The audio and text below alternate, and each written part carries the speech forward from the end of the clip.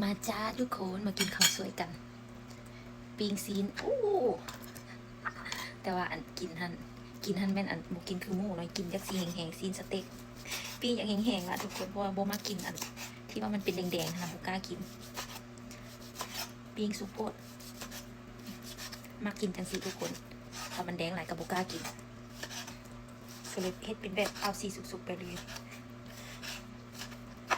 คนอื่นอาจจะบ่มากเนาะแต่ว่ากูมันมักแบบนี้มาทุกคนมากินข้าวสวยกันนี่ปิ้ง2 ตอนนี่ตอนนี้อาจจะแดงเพราะมันหนาตัวนี้มันจะสีบางๆนี่ก็คือเจลราดซีนี่จำเจลบีแบบนี้เลย